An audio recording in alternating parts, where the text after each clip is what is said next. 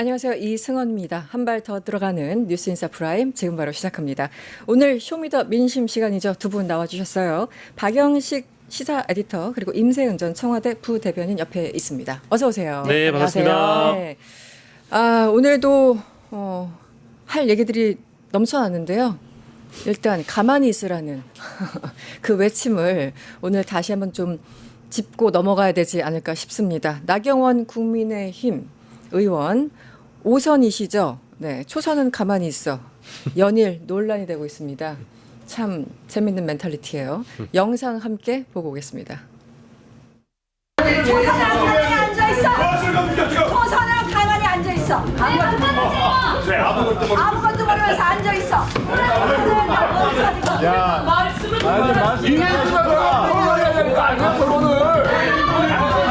그래서 송석준 의원님이 서 있는 거예요. 저 많이 알아서 서 있는 거야 그럼 거기는.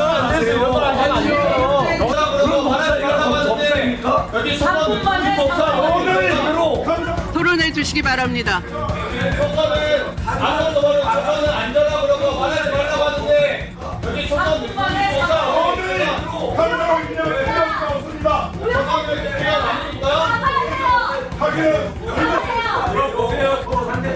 네.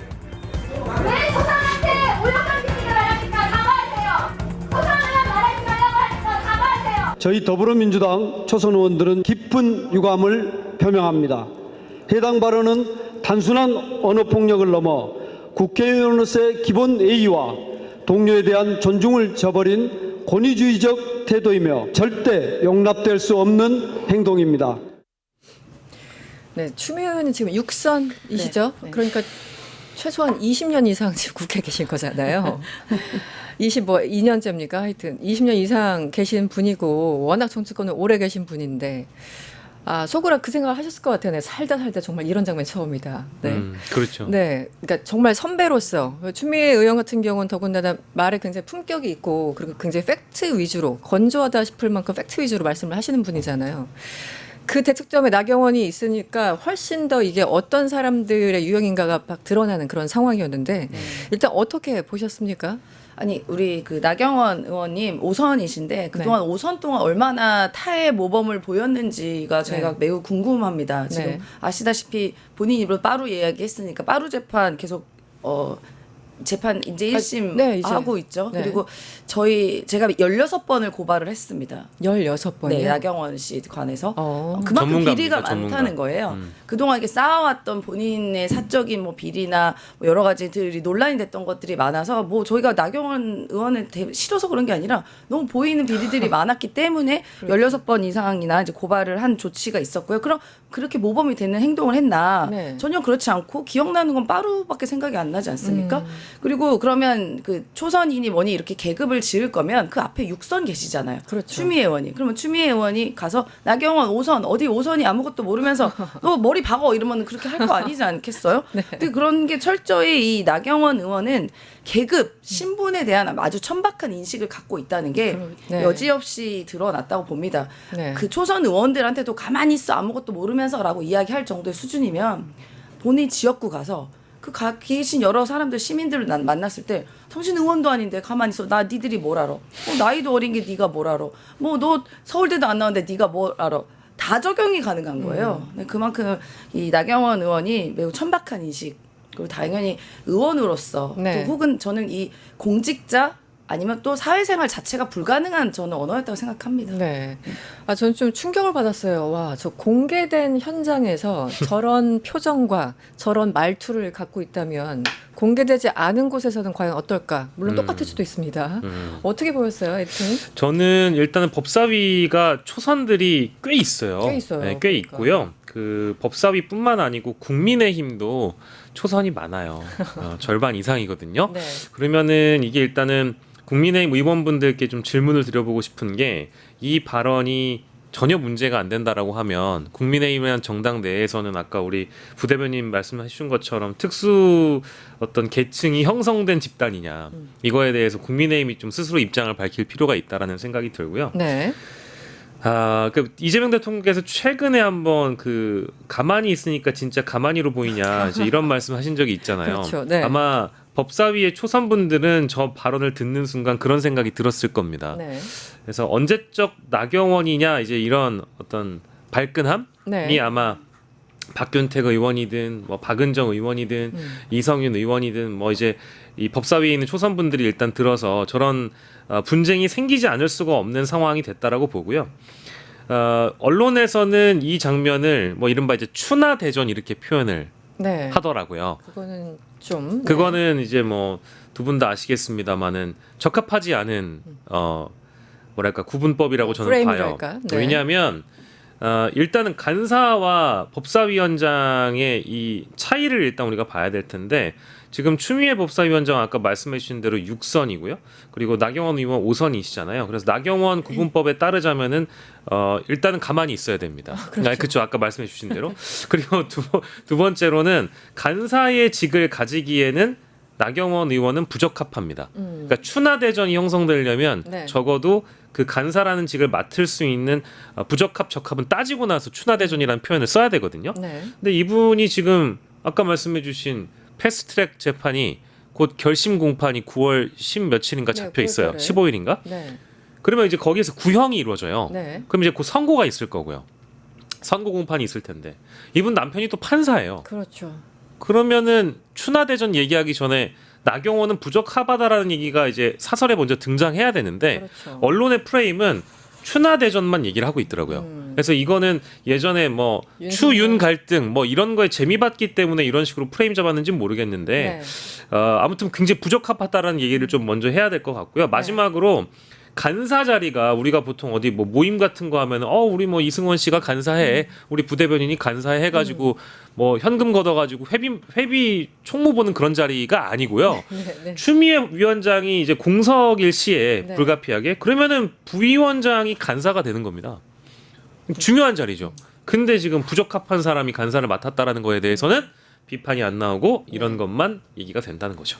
근데 약간 이번에 그 그러니까 나경원 의원의 이 발언이 약간 절대 반지를 선사해 줬어요. 절대 반지. 네, 절대 반지. 그러니까 지금 보면은 법사위에서 가장 약간 법사위에서 뭐 소위 말하면 난동이나 뭐 막말을 하시는 의원들이 주진우, 곽균택, 박준택, 신동우 이 의원들인데 이분이 초선이거든요. 이제 막 이상한 소리 할 때마다 초선은 가만히 있어. 아무것도 말도 하지 마. 앉아 있어. 이렇게 얘기하면 되는 네. 겁니다. 위원장님에게 절대 반지네요. 그렇죠. 절대 반지죠. 무려 6선. 재선 이상급에게는 절대 반지. 아니 뭐 맞은편에 있는 서영교 의원이 곽균택 의원한테 가만히 있어! 이렇게 해주셔도 돼요. 어디 초선이 아무것도 모르면서 이렇게 이야기할 수 있는 거죠. 좋죠. 네. 맞아요. 그 장면도 있었군요. 그랬더니 또 나경원 의원 편 들겠다고 옆에 있는 국힘의원들 아이고. 저도 뭐 초선 때 저런 얘기 많이 들었어요. 이게 참 아니 아이들 소꿉장난하는 장소도 아니고 국회에서 저런 일이 벌어지고 참 한심합니다. 그나저나 네. 이 나경원 의원이 예전에는 안 그랬어요. 물론 이제 말과 행동은 분명히 이제 차이가 있겠지만 작년 6월에 했던 발언이 있거든요. 한번 보고 오겠습니다. 우리 초선 의원님들 하면요 늘 개혁의 상징이고 소신의 상징이 되어야 됩니다. 초선의 힘으로 국민의힘이 바뀌어야지 국민의힘의 미래가 있다고 생각을. 저는 초선 의원님들이 소신에 따라 활동하실 수 있는 장을 펼쳐드리려고 이번에 전당대회에 출마했습니다. 표도 좀 부탁드립니다. 이게 불과 한 10년 전도 아니고요. 작년 6월이라고 합니다. 네, 작년 6월이고 개혁의 상징이시고 소신의 상징이 되어야 합니다. 라고 했는데 엊그저께 발언은 그러니까 어떤 게 맞는 거예요? 그러니까 나경원 의원은 누가 나경원인 거예요? 그러니까 나경원 의원이 초선 때 개혁의 상징이고 소신의 상징적인 일을 하긴 했어요. 네, 가장 대표적인 게 나경원 의원이 당시에 그 환생경제라는 연극으로 그 당시 노무현 대통령을 약간 그 비하하고 좀 담을 수 없는 욕설까지 했던 그렇죠. 네, 그 역할에서 거의 주연급으로 활동을 했습니다. 본인 나름대로 소신이라면 또 소신일 수 있고요. 또 나경원 의원이 사학 관련해서 그 좀 집안이 사학재단 그렇죠. 집안이잖아요. 네. 그 관련해서 사학이 좀 더 이렇게 그 소신 있게 네. 펼칠 수 있는 그 여러 가지 법안 같은 것도 굉장히 지원했고 그 본인 나름대로 소신을 펼친 거란 펼친 거일 수도 좀 있다고 생각합니다. 자신만의 네, 소신. 네, 자신만의 그나저나 아까 전에 16번 나경원 관련해서 네. 뭐 고발 고발, 조치를 네. 했는데 지금 뭐 대표적인 게 예를 들어 뭐 한두 개 좀 말씀해 주시면 어떤 게 있었습니까? 과거에? 지금 최근에 고발한 것은 나경원 내란 동조죄로 내란 동조. 내란 동조죄로 그 계엄 당일날 그 유유히 국회를 빠져나갔던 네네. 것과 그다음에 윤석열 집 앞에서 네. 그 체포를 저지했던 특수공무집행 방해죄 뭐 이런 것들을 했고 기억나는 것은 이제 사학 관련해서도 여러 가지 비리들이 많고요. 그렇죠. 또 스페셜 올림픽 코리아 관에서도 네, 네, 네. 이 나경원 의원이 관련이 있거든요. 네. 거기에 딸이 뭐 불법으로 채용이 된다던가 네, 네. 그리고 딸의 입시 비리 등등이 있습니다. 그럼 벌써 몇 년 전 얘기군요. 몇 년 전 한참 된 얘기예요. 한참 됐네요. 예, 예. 그게 네. 이제 쌓여다 보니까 정립된 게 16건. 근데 단 한 번도 수사가 되지 않았습니다. 그러니까 제가 그거 여쭤보려고. 네, 네, 네. 지금 패스트트랙 관련해서 뭐 빠루 사건 관련해서 지금 6년째 묵히고 있어서 이제 구형 단계에 왔는데 그렇죠. 1심 다른 16개가 제대로 진행됐을까라는 안 생각이 됐어요. 들어서요. 안 되고 있습니까? 네, 안 됐습니다. 그래서 작년 6월 나경원과 최근에 나경원. 네. 누가 나경원인 거예요? 내 안에 둘 다 내가 아닌 것 많아? 같은데 저는 뭐 진짜 나경원을 우리가 알 수 있을까? 뭐 정치인이라는 게 어제 말 다르고 오늘 말 다르고 했던 장면을 우리가 하루 이틀 본 건 아니기 때문에 뭐 이게 뭐 놀랍진 않습니다만은 네. 뭐 이런 게 보도가 되면 최소한 부끄러워할 줄은 알아야 되겠습니다만은 오선의 나경원 의원이 그런 정도의 인물은 저는 뭐 아니라고 보고요.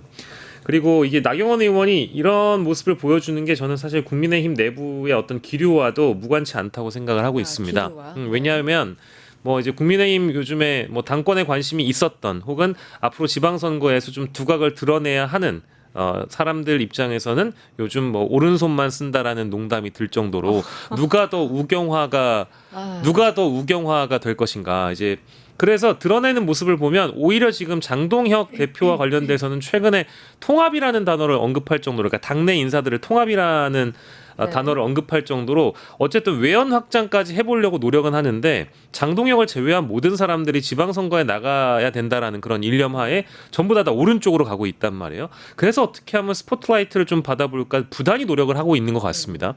그거는 뭐 송원석 원내대표라든지 어제 네. 뭐 실제 원내대표실 앞에서 농성을 했던 의원들의 모습과도 무관치 않아 보여서 이제 아마 이런 모습들이 저는 계속 될 거라고 생각을 해요.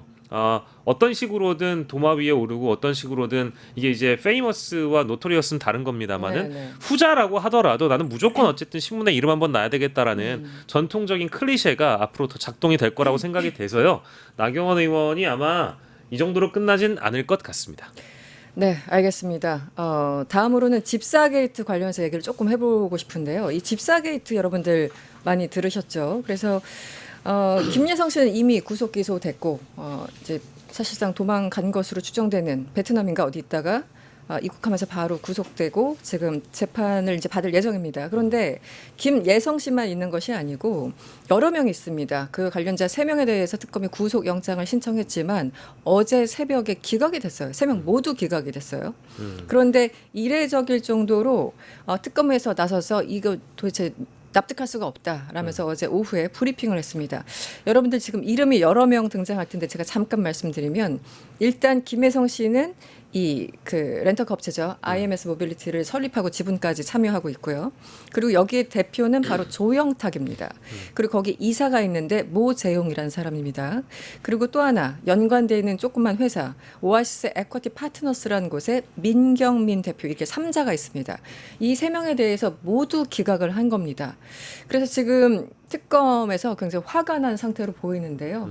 어떻게 보셨습니까? 3명 다 기각. 그러니까 이게 진짜 중요한 인물들이거든요. 그러니까 이제 김예성을 우리가 보통 뭐랄까 집사 게이트 이렇게 언급을 하지만 김예성 위에 이제 김건희가 있는 것이고 김예성에 대한 혐의를 적용하고 또 이제 이 사람에 대해서 공소 유지를 해서 유죄를 입증하려면 네. 지금 이제 이승원 앵커께서 말씀해주신 이 세 사람에 대한 신병 확보가 매우 중요한 상황이었어요. 네. 그러니까 오아시스 에쿼티를 통해서 다른 대기업들의 투자금을 받은 거기 때문에 당연히 이 작은 사모펀드 회사라고 하더라도 중요하고요.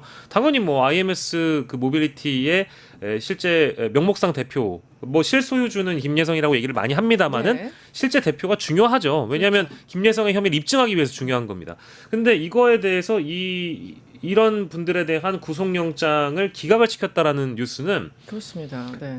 놀랍기도 하지만 좀 기시감이 드는 측면은 분명히 있어요. 왜냐하면 현재 3특검이 영장을 청구했을 때 기각당하는 사례가 체포영장도 그렇고 구속영장도 그렇고 압생영장도 그렇고 구속영장도 그렇고 대부분 영장들 중에 납득하기 힘든 결정들이 왕왕 벌어지는 게 아니라 자주 벌어지고 자주 있습니다. 벌어지죠. 그래서 이게 우리가 특별재판부 얘기하면서 내란 특검과 관련된 재판부를 바꿔야 된다. 내지는 내란 특별법을 통해서 뭔가 더 강한 특검으로 나아가야 된다. 이런 얘기는 많이 하지만 네.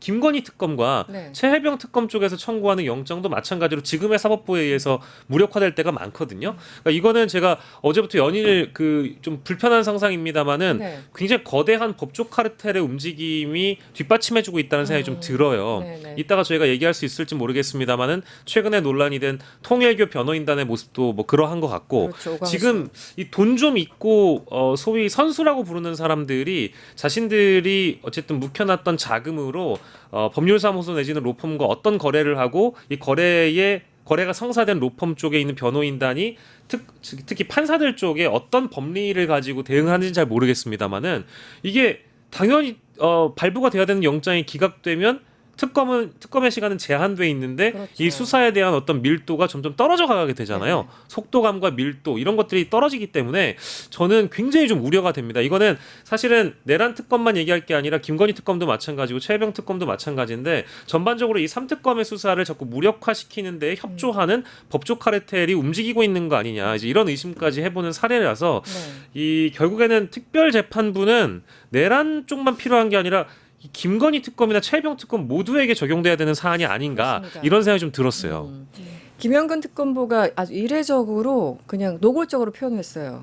영장 기각 사유는 혐의 소명이 아닌 혐의의 중대성이 구속될 정도로 소명되지 않았다는 것이다. 매우 이례적이다. 이렇게 기각한 사례는 아직 보지도 못했다. 이렇게까지 노골적으로 표현하면서 불만을 드러냈거든요. 어떻게 보십니까? 그러니까 그 정도로 이야기했다는 것은 구속의 사유와 그러니까 구속의 사유에 대한 아마 충분한 증거를 제출을 했을 거예요. 그러다 네네. 보니까 이렇게 분노를 하시는 거고 이 박정호 영장 전담 판사는 일단 구속의 필요성이 없고 도주와 증거 인멸의 염려가 없다. 뭐 그래서 다 없다는 거예요, 예, 다 지금. 없다고 해버렸어요. 그 세 가지 사유를 다 없다고 했는데 네. 아마 충분히 준비를 해서 다 구속 사유가 충분하고 또 자기들끼리 말 맞추고 증거 인멸 할 수 있는 여러 가지 정황들을 제출했을 거 아닙니까? 그리고 딱 얘가 있잖아요. 김예성 씨 베트남으로 도망갔었잖아요. 이미 도망갔던 사례가 있고 네. 그 또 노이기훈 그 사람은 아직 잡히지도 않았습니다. 않았죠. 근데 이런 충분한 사례가 있는데도 불구하고 네. 이렇게 기각을 샜다 해버렸다는 것은 그러니까 우리 아까 박영신 앵커가 얘기하신 것처럼 특별재판부의 필요성 그리고 사법개혁의 필요성이 또 여실히 드러났다고 생각이 듭니다. 네. 그리고 지금 이 판사에 대해서 제가 개별적으로 뭐 개인에 대해서는 이렇게 비판하고 싶진 않지만 이 분이 여러 가지 사례들이 있는데 네. 일단 수원지법에서 이재명 그 당시 대표 관련된 재판부의 기피 신청을 기각을 했었고요. 그다음에 이제 김혜경 여사 관련한 그 7만 원 법카 사건 관련해서도 유죄를 했고 그랬죠. 예, 했던 네. 그 분이십니다. 일단은요. 그냥 정보를 드리면 그렇고요. 네. 그리고 얼마 전에 일단 중앙지법 영장 판사에서 일단 영전을 하신 분인데 네. 조희대 대법원장이 수원지법의 이른바 판사 3명이라고 하는 그 사람을 3인방. 3인방이라는 네. 사람 이제 영장 전담 판사로 전환했거든요. 최근에. 네. 그 중에 이제 한 분이라는 점 네. 말씀드리면서 우리가 이 내란을 진짜 종식하고 끝까지 정말 사법부의 정상화, 검찰 개혁 필요성을 매일매일 느끼고 있다는 것을 많은 시민분들께서 오히려 이런 사건을 통해서도 더 깨닫게 되지 않나 싶습니다. 그리고 보통 우리처럼 그냥 일반인들도 뉴스를 이제 워낙 읽다 보면 그냥 혐의 소명이 됐고 등등등 하면서 구속한다 이렇게 얘기를 하잖아요. 혐의 소명이 됐다라고 얘기를 하면서. 그런데 혐의 소명이 아니라 혐의의 중대성이 구속될 정도로 소명되지 않았다라는 게 판사에서. 그러니까 저는 말이 복잡해지고 꼬이면 그 문장을 구성한 사람은 굉장히 찔린다라고 생각을 하거든요. 맞아요. 간단해요. 네. 원래. 이렇게 말을 꼬아서 할 것도 아니지 않습니까? 그래서 특검이 아주 구체적으로 얘기를 합니다. 지금 조 대표 특히 이제 조영탁 이거 영장 IMS. 기각한 거는 말도 안 된다고 하면서 특히 조 대표를 특정하면서 특검이 설명을 하는 거예요. 대기업 투자받은 약 180억 가운데 46억 중 35억 원이 개인 채무 상환에 사용됐다는 거 스스로 자백했는데 아니 뭐가 더 필요해? 그리고 지금 1,000원, 2,000원도 아니고 수십억이지 않습니까? 그러니까 여기에 대해서 거의 분통을 터뜨리는 수준이었어요. 그러니까 이게 네. 저는 진짜 이해가 안 되는 게요. 우리가 어떤 범죄 혐의가 수사기관으로부터 아주 오랜 기간에 포착돼가지고 내사를 지난 수사로 돌입했고 이제 저를 출국 금지하고 본격적인 강제 수사에 들어갔는데 네. 그러는 기간이 예를 들어서 한 8개월에서 1년 걸렸다고 우리가 치자고요. 네. 그러면 제가 구속영장이 청구돼서 이제 영장 판사 앞에서 저의 입장을 소명하는 단계에서 제 혐의를 인정해버리면 네. 그간 제가 했던 거짓말이나 네. 뭐 증거인멸의 우려라든지 이런 것들이 다 과거가 되고 사라지고 그 순간 리셋이 되는 건 아니잖아요. 아니죠. 그런 행위들만으로 이 사람은 만약에 일반 대중이 있는 곳에 어쨌든 자유를 허락하면 이 사람이 누군가와 또 진술을 짜맞추거나 네. 할 가능성이 있다라는 걸 판사들은 왜 모를까요? 한덕수 기각 사례만 하더라도 그런 것 그러니까요. 같고요. 네. 김용대 기각 사례, 김용대 드론 작전 사령관 때도 그랬던 생각이 들고 이번에 영장 기각 사례도 마찬가지로 심지어 혐의에 대한 자백하면 다 풀어주는 겁니까? 그러니까 이제 구속될 필요가 없는 건가요? 그러니까 우리 같은 사람들이 만약에 이런 사건에 연루됐다라고 하면 그 순간 바로 구속될 것 같거든요. 그렇죠. 대부분은. 근데 왜 이 가장 중요한 사건을 지금 특검이 진행을 하고 있는 수사 진행을 하고 있는 상황에서 판사들은 도대체 어느 나라에 살고 있는지 이런 이거 관대하다고 해야 돼요. 관용을 베푼다고 해야 되는지 모르겠는데 참 한가롭다는 생각이 들어요. 맞아요. 다른 세상 사는 사람들 같아요. 그 우리가 어떠한 뭐 결과가 나왔을 때 대부분 이야기하는 게 사법부의 판단을 존중한다 이렇게 이야기하는데 이게 존중이 그냥 너무 그냥 무릎 반사처럼 이야기를 나왔었잖아요. 근데 이제는 정말 이 사법부의 판단을 존중해야 되냐라는 많은 분들의 의구심이 있는 겁니다. 그렇죠. 네. 근데 이게 사법부는 존중할 수 있지만 이 개개인의 판사 몇몇은 존중이 안 되는 거예요. 뭐 우리가 너무 잘 알지만 조희대 대법원장을 네, 비롯해서 지기현 판사 그리고 또 돌아보면 지금 여러 문제가 되는 의원들이 다 과거에 판사 출신이었습니다. 아까 나경원 의원도 나경원. 마찬가지고요. 네. 뭐 장동혁 지금 네. 지금 대표라던가. 대표도. 그럼 보면은 이런 사람들도 그 사법부 안이라는 이 테두리 안에서 그냥 판사라는 이름에 걸쳐서 그렇게 나쁜 짓이나 뭔가 비정상적인 일을 하고 있었구나 생각하면 응당 이런 결과가 또 막 이해가 안 되는 것도 또 아닙니다. 네. 네. 사법부 개혁이 쉬운 일은 아닙니다만 우리 이제 검찰에 너무 집중하느라고 사실 이제 우리 에너지 총량 있잖아요. 거기에 집중하느라고 그동안 많이 이제 못 본 척, 안 본 척 혹은 뭐 체념 이랬었는데 어쨌든 이재명 정부 5년 안에 사법부 개혁이 반드시 이루어져야 하는 이 단서들이 쌓이는 것은 아닌가 그런 생각이 듭니다. 다른 이슈로 넘어가죠. 바로 아까 얘기하셨던 오광수 전 수석 얘기를 좀 해볼까요? 이것도 사실 나경원 발언만큼 혹은 그 이상 충격적이었어요. 어떻게 제 첫 느낌은 와 사람이 이럴 수가 있다고 이런 느낌이었거든요. 제가 과한 겁니까? 아니 맞습니다. 네. 그러니까 지금 이재명 정부가 출범한 지 이제 3개월 됐어요. 이제 3개월. 이제 3개월 됐습니다. 뭐 흘러간 일들이 많다 보니까 여러 가지 이슈가 많아서 더 길게 느껴지지만 이제 100일도 안 된 정부예요. 그러면 그 100일도 안 된 정부 심지어 이 내란을 종식하기 위해서 여러 가지 각고의 노력을 하고 있고 네. 그리고 이 내란 수의 피의자 윤석열이 파면돼서 출범한 정부의 첫 민정수석으로 임명된 사람입니다. 그러니까요. 그만큼 책임과 무게 그리고 또 한편으로 영광도 있는 그러한 자리에 본인 문제로 본인이 부동산 뭐 투기를 차명으로 하거나 네. 대출도 차명을 했던 본인만의 개인적인 문제로 낙마가 된 사람이면 5일 반에. 네. 자숙을 해야 됩니다. 자숙을 지금 이재명 정부 된 지 3년 넘었나요? 3개월 됐어요. 그러면 자숙하고 좀 반성하고 아니면 어디 가서 공부를 하던가 해야지. 어떻게 지금 마음의 공부. 와 이재명 정부에서 추진하고 있는 어떻게 보면 이 내란 관련된 중요한 가장 중요한 예, 수사들인데. 수사들이 남아있고 통일교는 안 연결된 데가 없잖아요. 특히 윤석열, 김건희 혹은 또 그 관련된 내란의 동조자들과 깊숙이 연결돼 있는 걸로 의심이 되는 이 한학자 통일교 문제에 대해서 어떻게 여기서 법률 조문을 받습니까? 그러니까 저는 이 문제를 통해서도 정말 이 사법부 그리고 이제 검찰 개혁이 이래서 필요하구나. 이래서 이 필요하구나. 검찰 출신 아니에요, 이 사람이? 그렇죠. 특수통. 특수통이라고 하는 네. 이 검찰 출신의 개혁이 이 사람은 또 아무렇지 않아 생각할 수도 있어. 내가 뭐 공무원이야? 뭐 나왔는데 어쩌라고? 뭐 이런 생각했을 수도 있다고 생각해요. 네. 그래서 전반적인 검찰에 대한 개혁이 이 사람을 통해서도 다시 한번 우리가 뼈저리게 느끼고요. 이분은 이렇게 생각하실 수도 있을 것 같습니다. 어차피 정권 그거 5년밖에 안 되는데 네. 정권은 유한한데 돈은 영원하다. 이런 생각 가졌지 않을까요? 지금 말씀하신 김에 영상을 한번 보시죠. 우리 오광수 전 민정수석께서 어떻게 생각하는지 궁금하다고 하셨잖아요. 저희가 준비했습니다. 서로 조금 이해해 주십시오. 변호인들이 많이 계시는 걸로 알고 있는데 원오브 댐이겠지 뭐 그렇게 이해하십시다.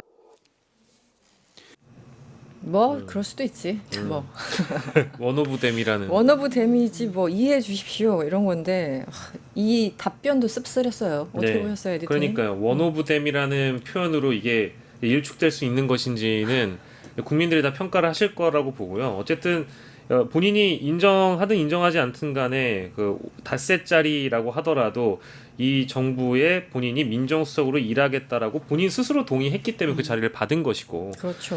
뭐 물론 부동산 관련 논란이 전 좀 많이 크리티컬했다라고 생각을 하지만 네. 뭐 돈 좋아하는 거 알겠어요. 네. 근데 도대체 얼마를 줬기에 이런 사건 수임까지 하는 것인가라는 좀 의문이 들었거든요. 네. 제가 2006년 당시 알고 있던 그 전관들의 법률 자문 그리고 사건 수임 이런 거 들어보면 2006년? 네, 2006년이요. 20년 전. 거의 20년 전. 네. 네. 그때 처음 들어가가지고 뭐 언론사 생활을 처음 시작했으니까 그때 하도 베이비 시절이라서 이것저것 듣는 얘기 귀가 쫑긋 세워져가지고 네네, 다 참 많은 기억나요. 얘기를 귀동량으로 들었었는데 네. 그때 이제 전관들이 받았던 사건 수임료가 막 몇십억 단위였었거든요. 막 그때 이미 두 자리. 예, 그때 이미 뭐 두 자리였어요. 네. 근데 제가 들었던 얘기는 이제 기독교 목사님 관련된 변호 관련된 내용이 이제 수십억짜리였는데 통일교잖아요. 통일교. 돈 많다는 통일교. 들리는 얘기로는 아무튼 거부할 수 없는 금액이라고 제가 들었습니다. 거부할 수. 예, 그리고 통일교의 그 재산이 조단위잖아요.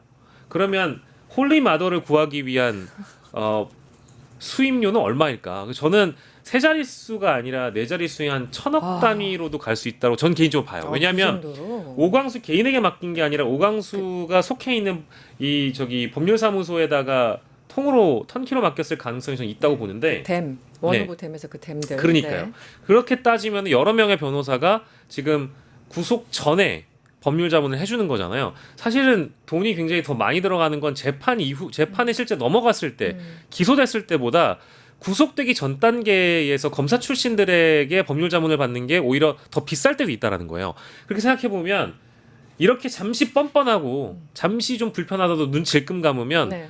한 해가 아니라 우리 법무법인이 벌어들일 수 있는 5년, 10년 단위의 재산을 네. 우리가 벌 수 있다. 수임을 할 수 있다라는 아마 관점이 있었겠죠. 뭐 물론 그런 개인적인 변명을 듣고 싶지는 않고요. 부적합하다라는 생각은 분명히 듭니다. 왜냐하면 그 짧은 기간 동안 민정수석이었기 때문에 어쨌든 그 당시 추진했던 뭐 민정수석으로서의 역할이 있었잖아요. 근데 그럼에도 불구하고 현재 어찌 보면 지난 정부를 뒤덮었을지 모를 우리 정당 민주주의와 대한민국의 근간을 흔들었을지 모를 정교 분리의 원칙을 지키지 않았을 그 주축이 된 통일교의 네. 사건에 수임을 한다. 네. 양심이 없다라고 해야 될 것 같아요.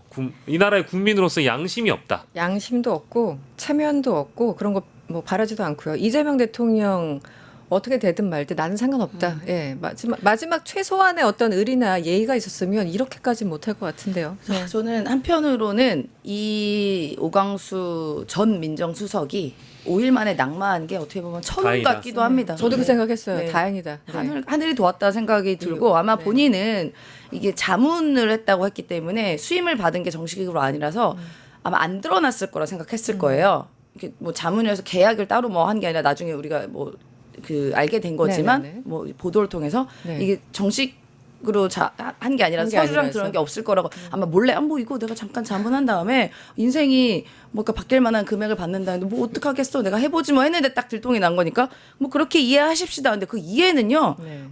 본인이 강요하면 안 되는 거예요. 네. 그 이해는 우리가 하는 것이고 저희가 이해가 안 되니까 이렇게 논란이 되고 우리가 이야기를 하는 거 아니겠습니까? 다시 한번 얘기 드는데 이 검찰 개혁이 그래서 이렇게 어려운 겁니다. 지금 각종 뭐 얘기가 나오고 뭐가 어떠니 무슨 디테일한 얘기가 나오는 것도 이런 사람들이 마치 그런 그 캐릭터 있잖아요. 그 플로이라는 캐릭터가 있는데 해바라기 모습을 하고 있습니다. 나중에 얘가 이빨이 나와서 막 잡아 먹어요.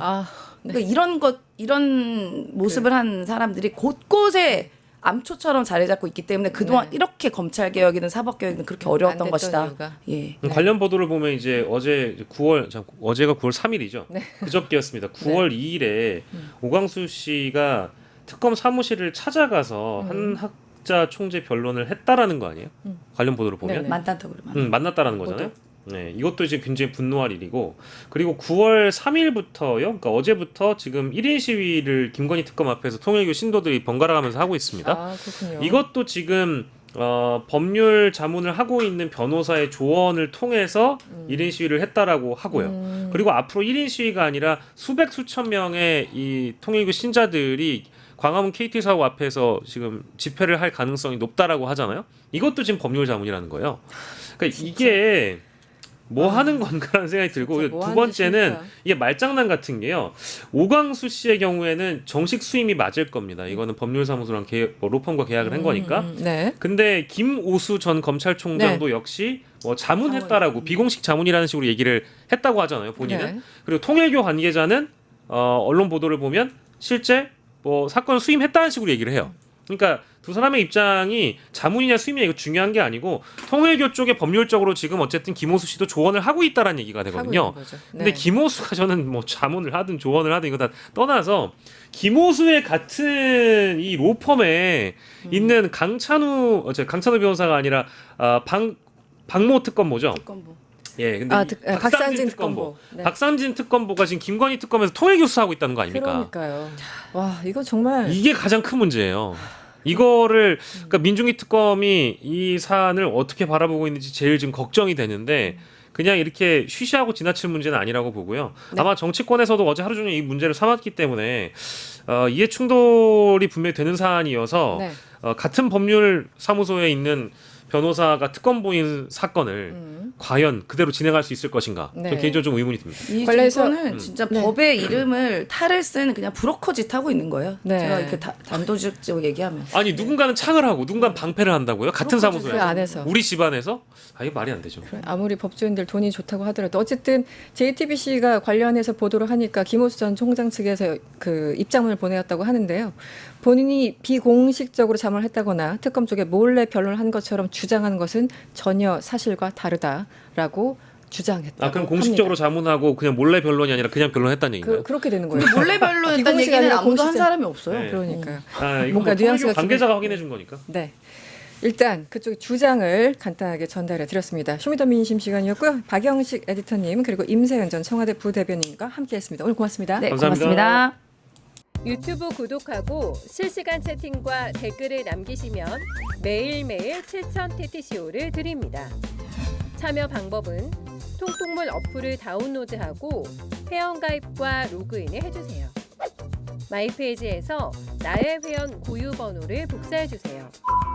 유튜브 구독 후 실시간 채팅이나 댓글창에 고유 번호를 한 번만 입력하면 준비 끝!